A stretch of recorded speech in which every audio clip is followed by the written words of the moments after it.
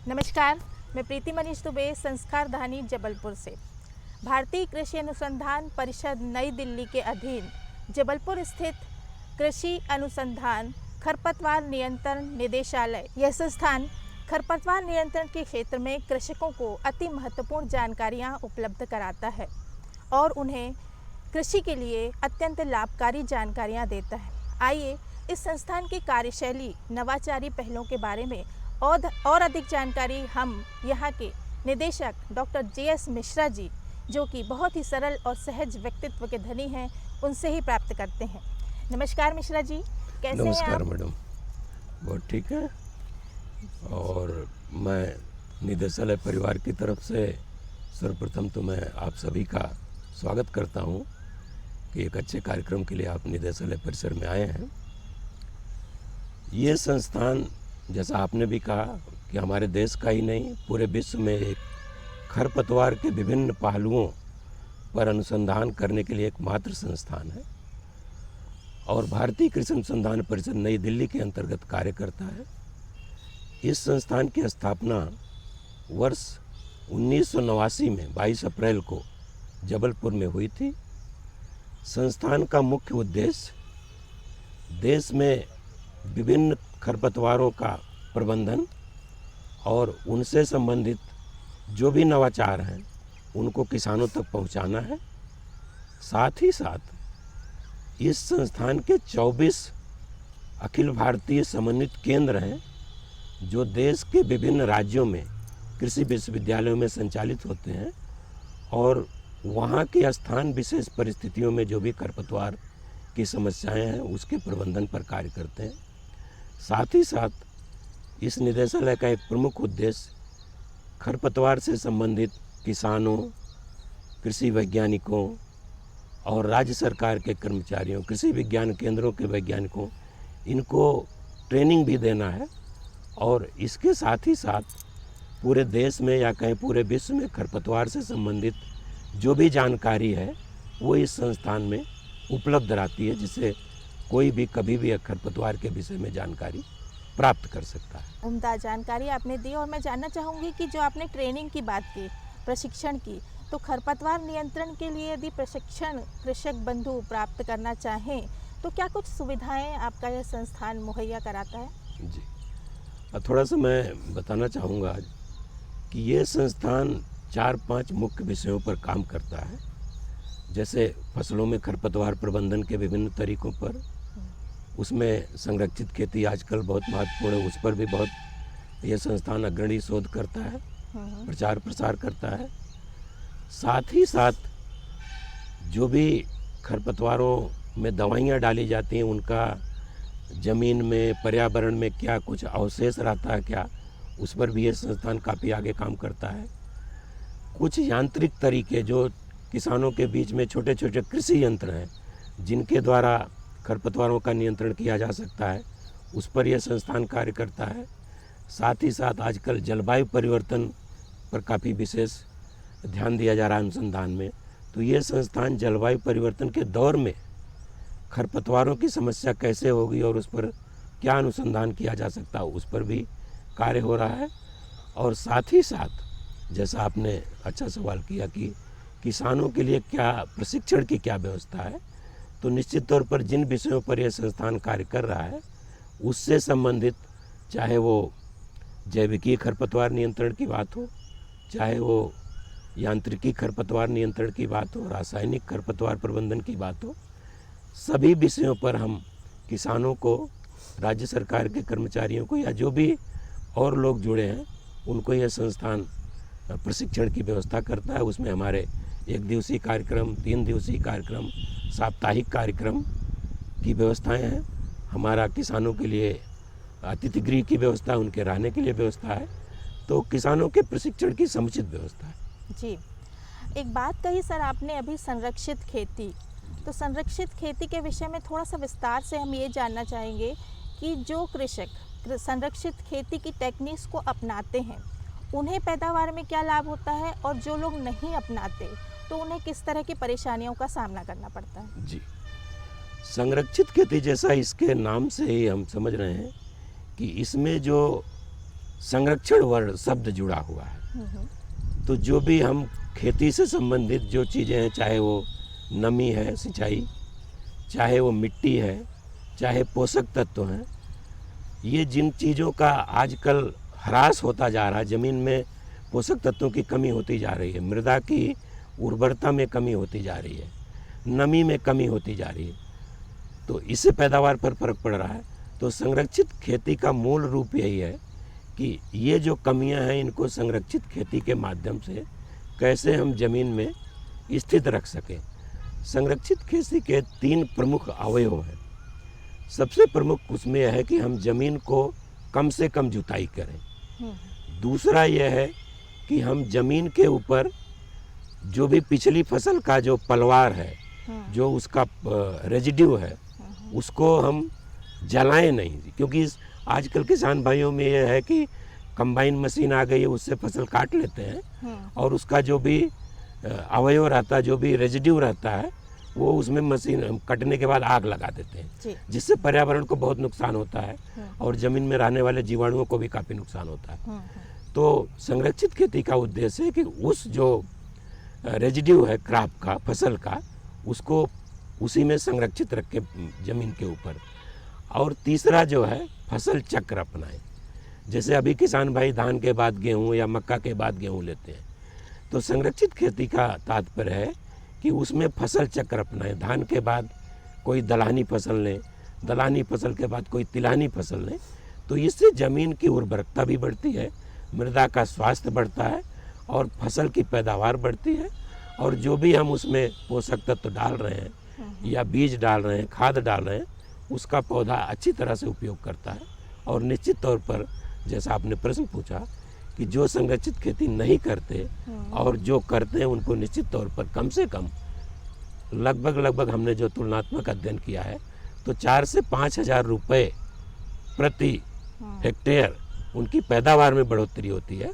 और साथ ही साथ जो ज़मीन का मृदा का स्वास्थ्य है, पर्यावरण है, इन सब पर भी जो है सुखद परिणाम मिलता है किसानों को और उनकी पैदावार की क्वालिटी भी अच्छी होती है। संरक्षित खेती पर बहुत ही लाभकारी जानकारी आपने हमें प्रदान की।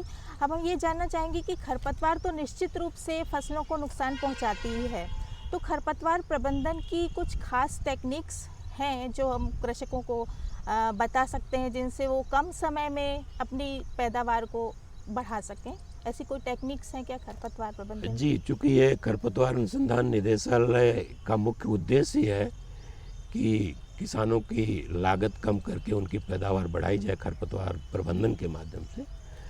और जैसा हम सभी जानते हैं कि हमारी पुरानी पद्धति अभी भी किसान भाई हाथ से ही ज़्यादा निराई गुड़ाई करते हैं। जी हाँ। और आज की परिस्थिति में ना तो मजदूर समय पर मिलते हैं और मजदूरों की जो लागत है वो भी बहुत बढ़ गई है। हम अगर 1 हेक्टेयर में निराई की बात करें तो लगभग 30 से 40 मजदूर 1 हेक्टेयर में एक बार की निराई में लगते हैं। और जो ये वर्षाकालीन फसलें, इसमें कम से कम 2 बार निराई करना पड़ता है, तो लगभग 8 से 10 हज़ार रुपये हमारा निराई में ही खर्चा हो जाता है। तो ऐसी परिस्थितियों को ध्यान में रखते हुए जो भी फसलें हैं, चाहे वो खरीफ की फसलें जैसे धान है, सोयाबीन है, मक्का है, या रबी की फसलें गेहूं है, चना है, मटर है, सरसों है, इन सब में जो शाकनाशी रसायन है, हर्बिसाइड्स जिनको कहते हैं, उनका उपयोग काफ़ी कारगर और काफ़ी सस्ता पाया गया है। जहाँ जैसा मैंने पहले कहा कि 8 से 10 हज़ार रुपये प्रति हेक्टेयर जो मजदूरों की कास्ट लग जाती है, वहीं अगर हम शाकनाशी रसायनों का प्रयोग करें तो 3 से 4 हज़ार रुपये प्रति हेक्टेयर में बहुत अच्छे से खरपतवारों का नियंत्रण किया जाता है। और जितनी भी फसलें आजकल फसल विशेष के हिसाब से शाकनाशी रसायन बाज़ार में उपलब्ध है। यहाँ मैं एक चीज़ और बता सकता हूँ कि हमारा संस्थान इन फसलों में होने वाले नुकसान का आकलन किया है। जैसा हम सभी जानते हैं कि हमारे देश में बहुत सारी फसलें उगाई जाती हैं, लेकिन हमने केवल 10 फसलों का आकलन किया है पूरे देश में। और एक अनुमान आकलन के हिसाब से इन्हीं 10 फसलों में लगभग 70,000 करोड़ रुपए प्रतिवर्ष नुकसान होता है। और अगर हम सारी फसलें, गैर फसली क्षेत्र, जलीय क्षेत्र, इन सबसे होने वाले नुकसान की बात करें तो ये आंकड़ा लगभग 1 लाख करोड़ रुपए प्रतिवर्ष से ऊपर जा सकता है। होता क्या है कि खरपतवार से होने वाला नुकसान किसान भाइयों को तुरंत दिखता नहीं, जबकि कीट लग जाते हैं, बीमारियां लग जाती हैं तो तुरंत दिखने लगता है। तो इसीलिए किसान भाई उस पर ध्यान कम देते हैं खरपतवारों के ऊपर। लेकिन अब चूंकि जागरूकता बढ़ रही है, मजदूर कम होते जा रहे हैं, तो अब किसान भाई भी जागरूक हो गए हैं और उनको भी धीरे धीरे पता लग रहा है कि हमको मजदूर की कमी के कारण अब शाकनाशी रसायनों के ऊपर ज़्यादा निर्भरता हो गई। अरे सुन तो। मुझे क्या सुनाना चाहते हो? जो सुनाओ मेरी सौतन को। किसको? अरे वही तुम्हारा मोबाइल फोन जिससे सुबह शाम दिन रात चिपके रहते थे और कहते थे किसान कॉल सेंटर से बातें हो रही हैं। अच्छा ये बात है। हाँ क्यों, क्या हुआ? अब बात नहीं होती क्या? अब तो झट से बात हो जाती है। संबंधी समस्याओं का अपनी भाषा में तुरंत हल पाने के लिए पूरे भारत में किसी भी फोन से हेल्पलाइन नंबर पर संपर्क करें। किसानों का दोस्त किसान कॉल सेंटर।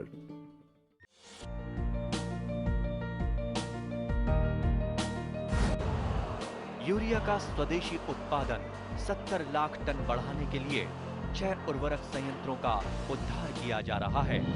FCIL के गोरखपुर, सिंदरी, तलचर और रामागुंडम संयंत्र, HFCL की बरौनी इकाई और BVFCL की नामरू फोर्थ। सोने पर सुहागा ये है कि देश में अब बनेगा सिर्फ नीम लेपित यूरिया, क्योंकि इससे होगा किसानों का फायदा ही फायदा। अनाज का उत्पादन 10% तक बढ़ेगा। बढ़ेगी 10 से 15% नाइट्रोजन क्षमता।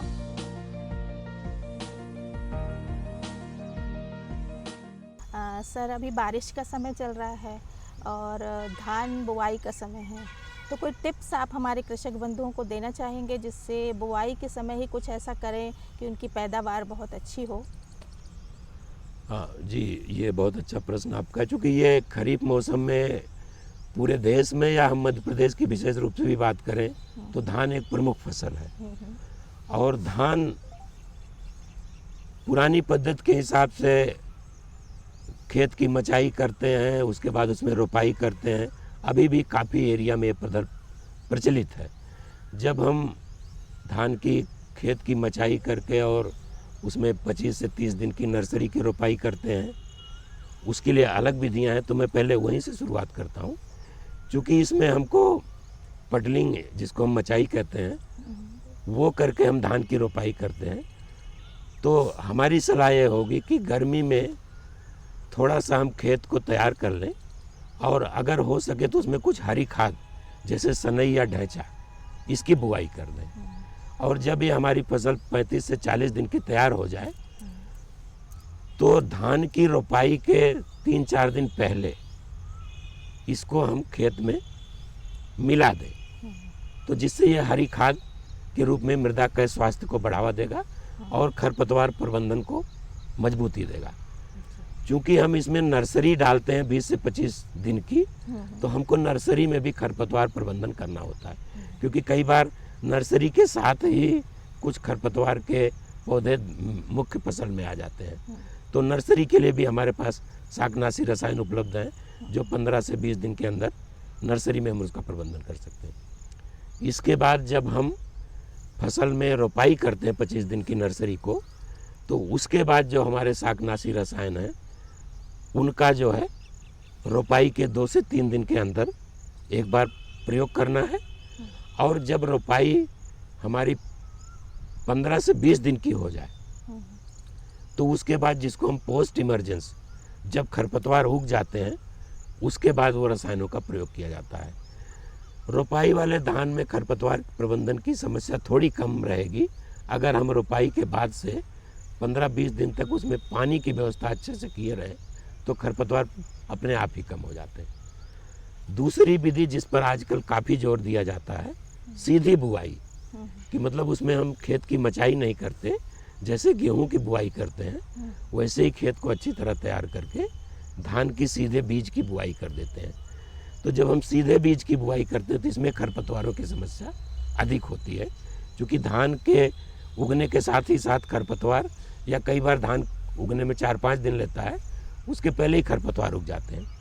तो इसमें विशेष रूप से हमको खरपतवार नियंत्रण की व्यवस्था करनी पड़ती है और इसके लिए भी ढेर सारे खरपतवार नाशी रसायन उपलब्ध हैं। मैं 1-2 का नाम भी ले सकता हूँ। जैसे सीधी बुवाई में आप पिंडीमिथलिन एक दवाई है, बुवाई करके दूसरे दिन या तीसरे दिन खेत में नमी है तो प्री इमरजेंस उसका उपयोग कर सकते हैं। या पायरोजोसल्फुरान प्लस आजकल मिक्सचर आता है, एलाक्लोर का मिक्सचर है उसमें। क्योंकि खरपतवार कई तरह के होते हैं, जब खेत में उगते हैं तो चौड़ी पत्ती वाले, सकरी पत्ती वाले मिक्स खरपतवार उगते हैं, तो कई बार एक तरह की दवाएं काम नहीं करती, इसलिए आजकल मिश्रित दवाएं आती हैं कम्बिनेशन में। तो इस तरह से कम्बिनेशन वाली भी दवाएं उपलब्ध हैं, जिसको प्री इमरजेंस भी डाल सकते हैं बुआई के 2-3 दिन बाद, और बुआई के 15 से 20 दिन बाद भी खरपतवार को देख करके कि चौड़ी पत्ती वाले खरपतवार हैं कि सकरी पत्ती वाले खरपतवार हैं कि या दोनों तरह का मिक्सचर है, तो उनके हिसाब से हम दवाइयों का चयन करके 500 लीटर पानी प्रति हेक्टेयर लगता है। और नाजल स्प्रे करते समय हमको फ्लैट फैन नाजल का प्रयोग करना चाहिए। ये किसान भाइयों को बहुत ज़्यादा बताने की आवश्यकता है। जी सर, हम आजकल बहुत सुन रहे हैं और पढ़ भी रहे हैं अंतर्राष्ट्रीय मिलेट वर्ष के बारे में। सरकार द्वारा अंतर्राष्ट्रीय मिलेट वर्ष आयोजित किया जा रहा है, तो थोड़ी सी जानकारी चाहेंगे हम कि क्या है ये अंतर्राष्ट्रीय मिलेट वर्ष। अंतर्राष्ट्रीय मिलेट वर्ष 2023 ये केवल हमारे देश में नहीं बल्कि ये पूरे विश्व में ये जो 2023 वर्ष है, इसको अंतर्राष्ट्रीय मिलेट वर्ष या अंतर्राष्ट्रीय पोषक अनाज वर्ष या श्री अन्न के रूप में ये पूरा वर्ष मनाया जा रहा है।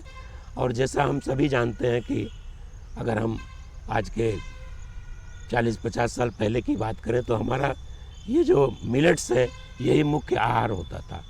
मेनली ज्वार, बाजरा, रागी, कोदो, काकुन, मड़ुआ यही मुख्य आहार होता था। लेकिन जैसे जैसे हमारा हरित क्रांति आई और धान, गेहूँ इस पर ज़्यादा जोर दिया गया, तो कहीं न कहीं ये जो मुख्य आहार थे वो गौण होते गए। तो चूँकि ये मुख्य आहार जो हैं श्री अन्न, ये पोषक तत्वों से भरपूर है, तो हमारी सरकार की यही परिकल्पना रही कि हम खाद्यान्न में तो भरपूर हो गए, लेकिन जो हमारी पोषण की समस्या है, अभी भी हमारे जो बच्चे हैं वो एनीमिक पेशेंट्स ज़्यादा हैं, माताओं में खून की कमी है, तो कहीं न कहीं अगर हम इन पोषण अनाजों को फिर से एक बार हम अपने भोजन में लाएं तो निश्चित तौर पर ये जो पोषण की समस्या है इसको दूर किया जा सकता है। उसी परिकल्पना के साथ भारतीय कृषि अनुसंधान परिषद के सभी संस्थान, जिसमें हमारा भी संस्थान है, पोषण अन्नों में खरपतवार प्रबंधन कैसे किया जाए उस पर हमारा कार्यक्रम चल रहा है हमारे संस्थान में भी। और जैसा मैंने पहले बताया कि हमारे जो 24 अखिल भारतीय समन्वित संस्थान हैं, केंद्र हैं, उनके माध्यम से भी हम विभिन्न पोषण अन्नों, चाहे वो ज्वार, बाजरा, रागी, कोदो, काकुन, सब में समेकित खरपतवार प्रबंधन पर विशेष रूप से कार्य किया जा रहा है, जिसमें आने वाली समस्याएं दूर की जा सकें और खरपतवार प्रबंधन रहित पोषण अनाज फसल के उत्पादन को बढ़ावा दिया जा सके। सर, खरपतवार अनुसंधान निदेशालय जो कि बहुत महत्वपूर्ण संस्थान है अपने आप में, हम जानना चाहेंगे कि कोई ख़ास कार्य योजना, कोई विशेष रणनीति आपने अपने संस्थान के उन्नति के लिए तैयार की हो तो हम सभी से साझा करें। हमारा संस्थान पूरे देश में, जैसा पहले मैंने कहा, कि खरपतवार प्रबंधन करने का एकमात्र संस्थान है। तो वर्तमान में देश में जो भी खाद्यान्न की चुनौतियां हैं या पोषण संबंधी चुनौतियां हैं या जलवायु परिवर्तन संबंधी चुनौतियां जो कृषि में हैं, या जैसे मैंने पहले कहा संरक्षित खेती की बात है, तो हमारा ये संस्थान हर विषय में, चाहे जलवायु परिवर्तन, तो हमारा जो संस्थान अन्य संस्थानों के साथ मिलके भविष्य में होने वाले जलवायु परिवर्तन से संबंधित जो भी चुनौतियां कृषि में आएंगी, निश्चित तौर पर उसका प्रभाव खरपतवार और फसलों पर भी पड़ेगा। तो उस दिशा में हमारा संस्थान काफ़ी अग्रणी रूप से कार्य कर रहा है। कई बार ये देखा गया है कि शाकनाशी रसायनों के ज़्यादा प्रयोग करने से कुछ ज़मीन में समस्याएं, उनका रेजिड्यू आ जाता है। हमारा जो अनाज है उसमें कई बार देखने में आया कि उसमें भी कुछ रेजिड्यू आ जाते हैं। कुछ जो ज़मीन में हमारे बैक्टीरिया हैं, केंचुआ है, उन पर भी कई बार देखा गया है कि कुछ शाकनाशी रसायनों का कुप्रभाव पड़ सकता है। तो इन सब भविष्य में होने वाले खतरों को ध्यान में रखते हुए ये संस्थान निश्चित तौर पर जो भी चुनौतियां हैं उनको सामना करने के लिए रणनीतियाँ बना करके और उस दिशा में काफ़ी काम अन्य अन्य क्षेत्रों में कर रहा है और उसका लाभ आने वाले समय में निश्चित तौर पर किसान भाइयों को उपलब्ध होगा। सर, हम जानना चाहेंगे कि गैर फसली क्षेत्रों में पाए जाने वाले विभिन्न खरपतवारों का प्रबंधन किन तकनीकों से किया जाता है? खरपतवार, जैसा मैंने पहले भी कहा था कि ये फसली, गैर फसली, जलीय क्षेत्र सब में आते हैं जी। तो ये बहुत सारगर्भित और सामयिक प्रश्न है कि गैर फसली क्षेत्र, तो कृषि के अलावा जो भी आपको क्षेत्र दिखते हैं वो उनको हम गैर फसली क्षेत्र हैं। तो गैर फसली क्षेत्र में जैसे हम इस्लान में बैठे हैं, ये भी एक गैर फसली क्षेत्र है। लेकिन साथ ही साथ जो अगर हम बहुतायत रूप से चर्चा करें तो गैर फसली क्षेत्रों में जो खरपतवार आते हैं उनमें मुख्य रूप से गाजर घास एक बहुत बड़ी समस्या, पूरी देशव्यापी समस्या है। तो इस पर ये संस्थान विशेष रूप से कार्य किया है और पूरे देश में इस संस्थान के माध्यम से विभिन्न तरीके गाजर घास नियंत्रण के लिए डेवलप किए गए हैं।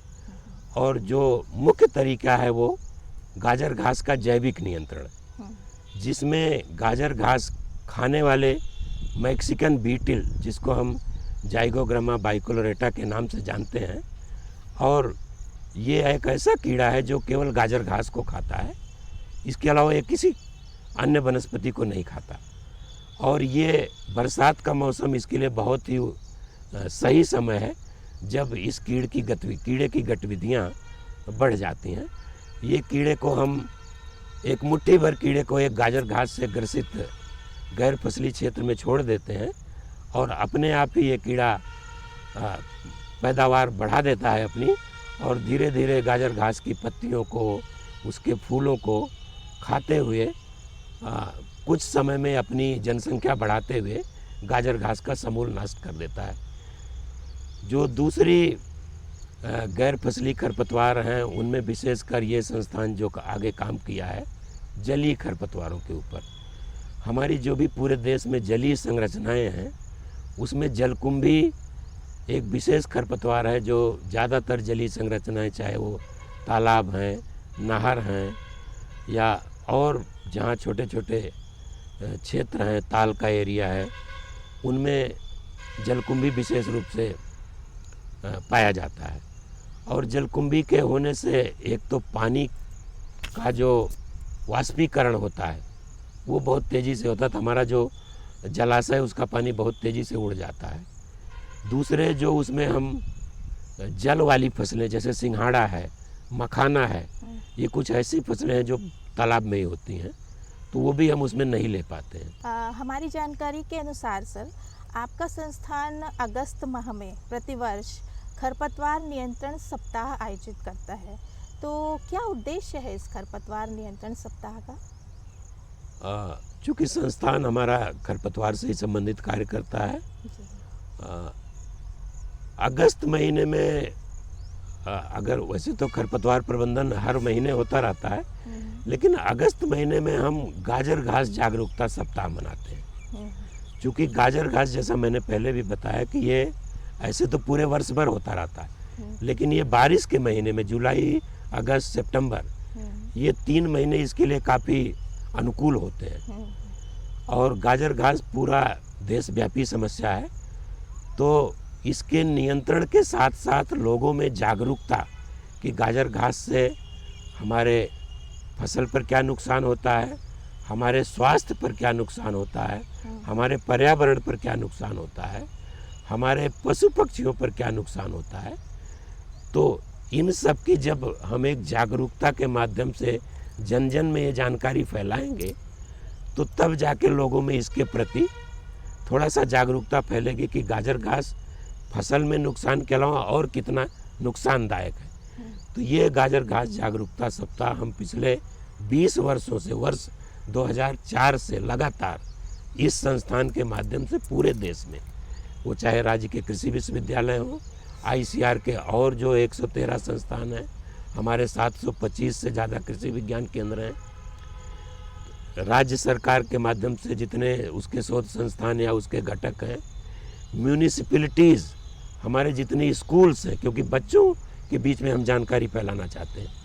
तो ऐसे तो पूरे वर्ष भर हम विभिन्न प्रशिक्षण और कार्यक्रमों के माध्यम से जानकारी देते रहते हैं, लेकिन ये एक सप्ताह जो हमारा 16 अगस्त से लेके 22 अगस्त तक विशेष रूप से गाजर घास के प्रति जागरूकता और उसका समाधान, इस हफ्ते के दौरान हम प्रशिक्षण कार्यक्रम, ऑनलाइन ट्रेनिंग प्रोग्राम, दूरदर्शन के माध्यम से प्रोग्राम, पत्रकार वार्ता के माध्यम से, हमारा बेसिक उद्देश्य ये है कि इसकी जानकारी जन जन तक पहुँचे, लोग गाजर घास के प्रति जागरूक हों और इसके लिए एक सामूहिक प्रयत्न करें, तभी हम जाके कहीं से समाधान का रास्ता ढूंढ सकते हैं। निस्संदेह सर, आपकी यह पहल बहुत जागरूकता के क्षेत्र में लाभकारी साबित होगी, जो खरपतवार नियंत्रण के क्षेत्र में, और आम जनता के लिए भी, कृषकों के साथ साथ आम लोगों में भी इस